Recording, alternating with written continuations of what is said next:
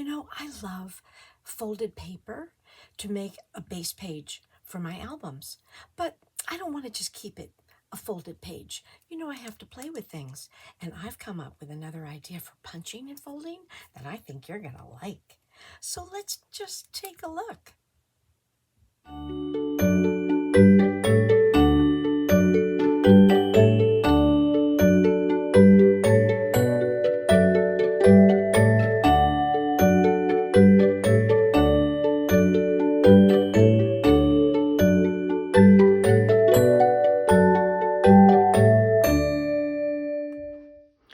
Now, I decided that I wanted to do a folded edge border on my pages, and I am working today with the dual tone cardstock.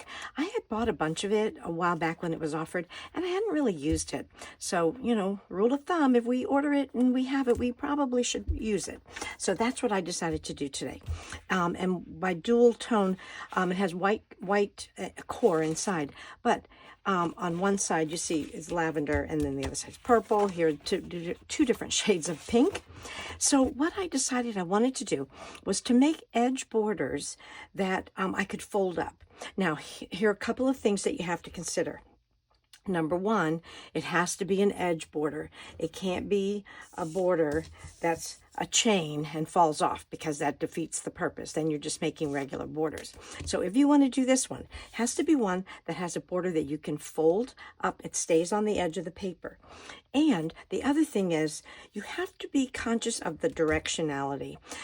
For instance, if there's something that when you fold it up, the object is upside down, you may or may not like it. You could possibly use it, turn it sideways. Maybe that would work, but you just have to play with it a little bit. So edge punches that don't fall off, and then have to be able to be flipped and not fall over. So what's the whole reason for doing this? Now, I've done the folded page video before. I did a couple of them, and I have those links in the description. But I wanted something that changed the edge up here at the top. So of course, I want it to be 12 by 12 when it finishes. So what I've done, you can see I used a piece of the pink and folded it over. And then this is the entire sheet of the purple one, but of course it makes it too short. It's not long enough to be 12 by 12 once you fold it up. And I folded this one at either 1 inch, 1 1/4 inch, 1 1/2 inch. Look at your design and decide. Your scoring blade is going to be your best friend, because you use that on our 12-inch trimmer, and that way it helps you make a nice straight fold. So you score it, and you can do it. You could score it before you punch, or you can score after you punch. You play with it and whatever's most comfortable for you. So for the most part, it's 1 1/2, 1 inch, depending again on the design. And you fold it up, and then what I did here, it's kind of like mitering it, but not exactly, because I have it folded over. So this will adhere to the purple, and then I just have this different top at the top. Now, I do use a lot of top loading pockets. So when you have something like this can be your design for one side, but if you flip this over here, you can always add a strip of paper. Okay, you can add a strip of paper if you wanted to finish it more. You can add a punch that does, a chain punch that does fall off. You can make this your title, so forth, so that you can use both sides of it. You don't have to, but I really don't like to waste it. I like to use both sides. So this is one of the simpler designs. If you wanted to go crazy, you could take a strip of paper and weave it through here before you put it down. But that's a story for another day. So this is one of the most basic ones that I made. Okay, let's take a look at some others. So this next one, I used the spring leaf border punch, and I folded that over, and you can see this is the size of the piece of paper that I have left. And then I used this orange, yellow, and kind of a burnt or darker yellow for the little pumpkin punch at the base. And then because I didn't need to use that much, the rest of this paper that was here, I went ahead and I made photo mats. So you could make photo mats out of your scraps that you want. you know, if you don't have a lot of photos, you could just put 2 on there. But you can use it. Again, we're not going to waste it. And then you could also carry this over to the other side. And again, you know, add a sticker strip. This is a great time to use your sticker strips, or a strip of paper, as I said, or another punched chain punch that you could put on there. So there's another design with leaves and pumpkins. I did this wintry one because I love this border punch. It's a frame and border punch, but of course I just used it as a border punch here. And then this is the little tree punch. This is a border maker cartridge.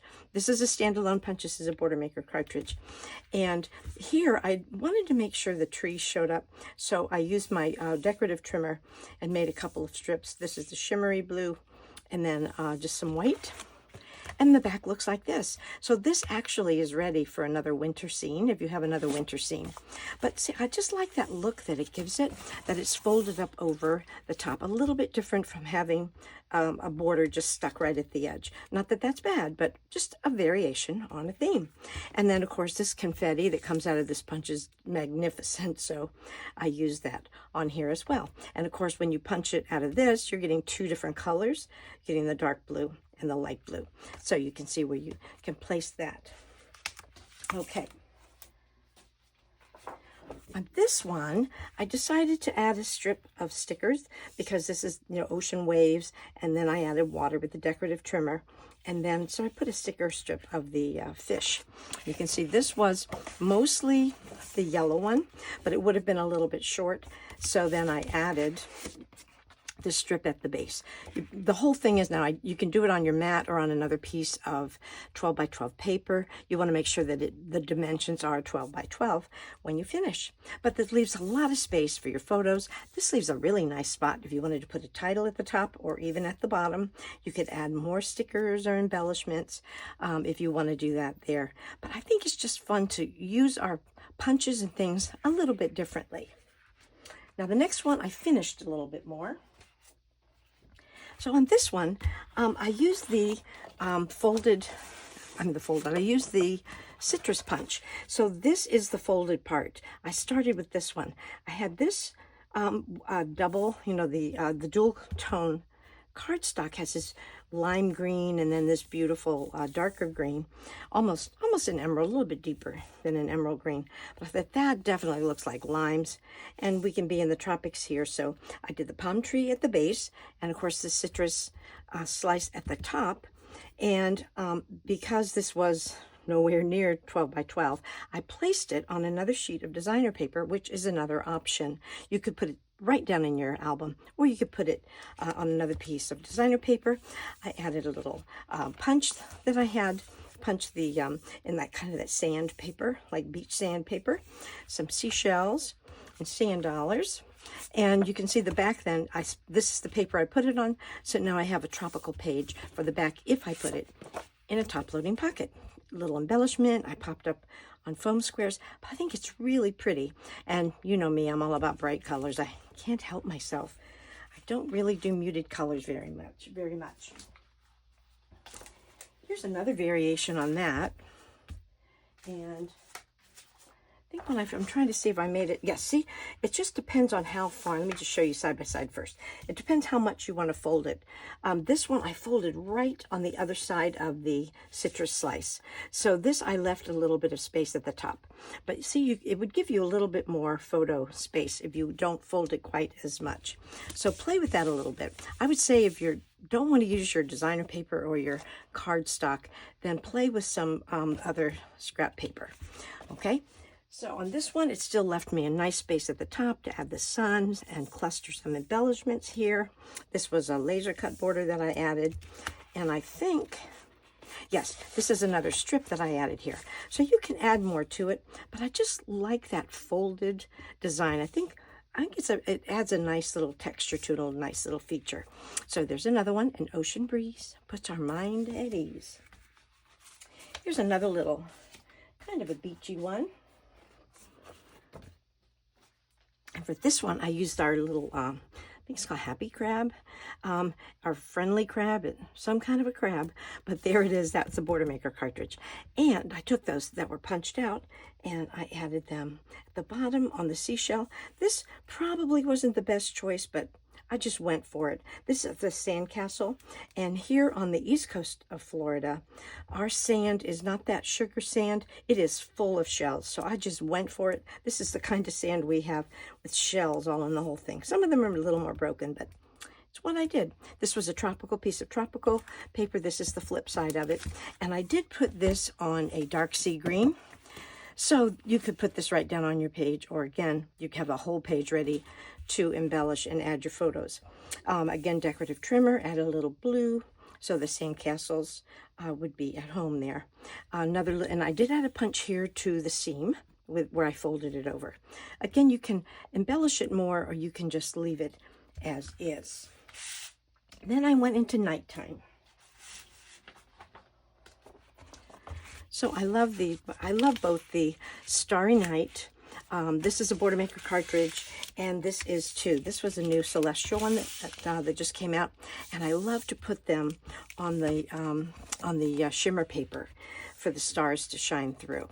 And because it only took a little strip, I really cut these. I just cut these just to show that it can be a folded over border. Okay, that gives you that edge on there. So I used the remainder of the paper, the remainder of that cardstock, and I made photo mats. So you can make them and use them on this page, or you can use them on the back of it, because now you're going to have the other side as well. Use this to add your embellishments or your journal box, and you are good to go.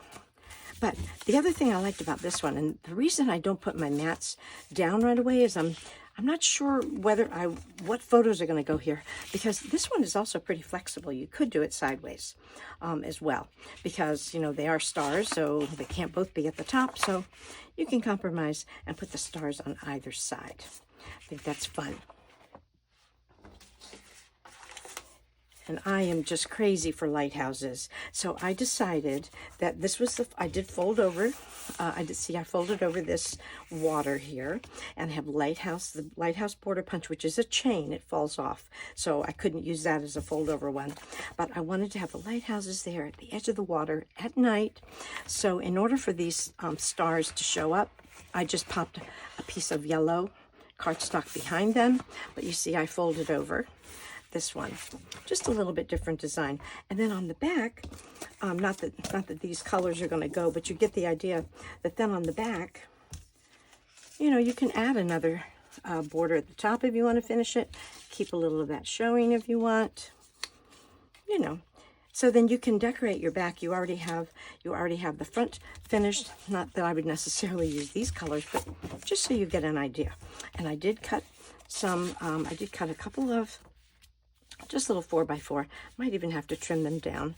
Maybe put one like this, maybe use a 4x6. But I just wanted this is what I did with the leftover paper. I just cut that as well. I punched out the lighthouses, and then I made my little photo mats. But that's pretty flexible too. Now this will have to stay horizontal. Okay, and the last one I want to share with you, very near and dear to my heart. Ta-da!